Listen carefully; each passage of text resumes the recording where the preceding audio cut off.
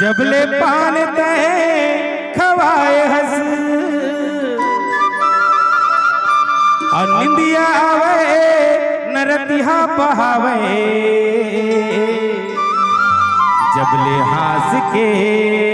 गुठियाए हस आई पानी ला खवा के तय मुहला रंगाई अरे का मोहनी डरे टूरी न समला छाए का मोहनी डरे टूरी न समला छाए पान ला खवा के तय मुहला रंगाई पान ला खवा के तय मुहला रंगाई अरे का मोहनी डरे टूरी न समला छाए का मोहनी डरे टूरी न समला छाए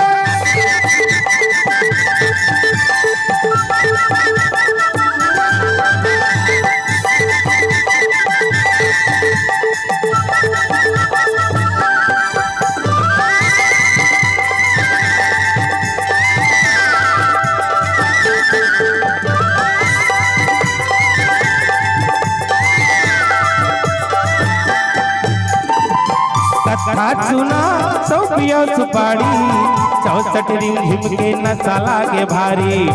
कथा सुना सौ पिया सुपारी 64 रिम झिम के नशा लागे भारी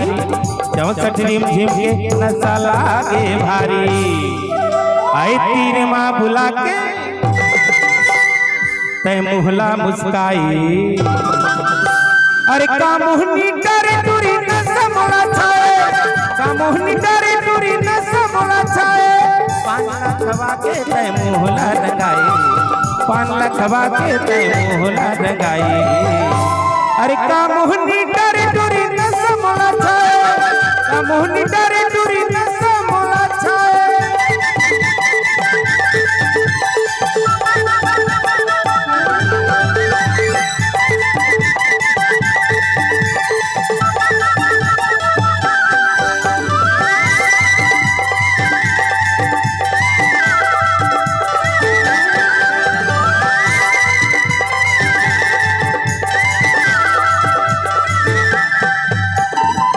पान बेचत हावस बैठ बीच बजरिया